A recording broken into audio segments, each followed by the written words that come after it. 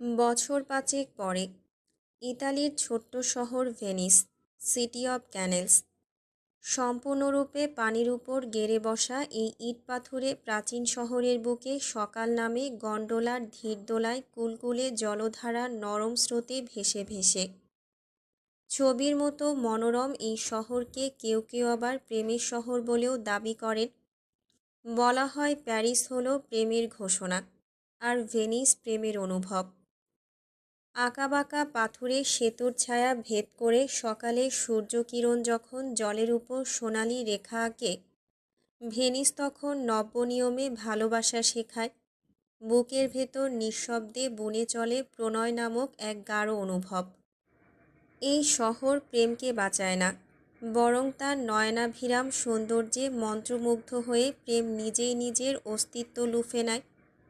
কখনো বা শিল্পীর শৈল্পিক তুলির আঁচড়ে, আবার কখনো সময়ের সাথে ক্ষয়ে যাওয়া পুরনো পথের দেয়ালে।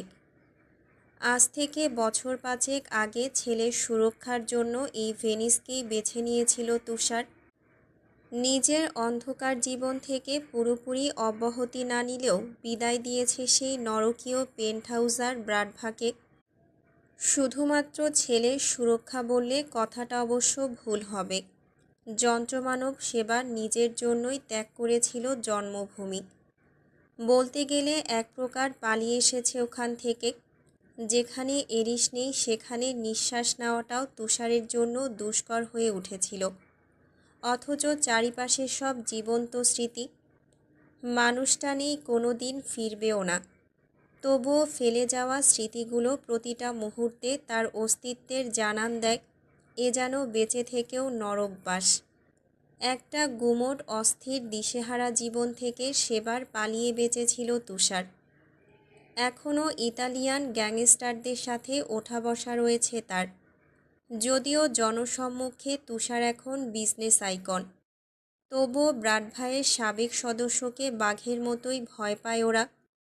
তুষারের প্রতিটা কমান্ড তারা নির্দ্বিধায় মেনে চলে। নিজেদের অস্তিত্ব টিকিয়ে রাখতে লিডারের মতোই সমীহ করে তাকে। টানা এক সপ্তাহের ঝড় বৃষ্টি শেষে আজ সূর্যোদয় হয়েছে ভেনিসের আকাশে। চমৎকার আবহাওয়া। নরম ভেজা বাতাসের সঙ্গে ভেসে আসছে গন্ডোলার বৈঠা তোলার ছলাৎ ছলাৎ শব্দ। শহর থেকে কিছুটা দূরে কোলাহলমুক্ত নির্জন এক ভূখণ্ডে অবস্থিত স্নোফ্লেক্স ম্যানর। বিলাসবহুল এই ডুপ্লেক্স ম্যানশনের একটা কক্ষে সময় নিয়ে রেডি হচ্ছে তুষার।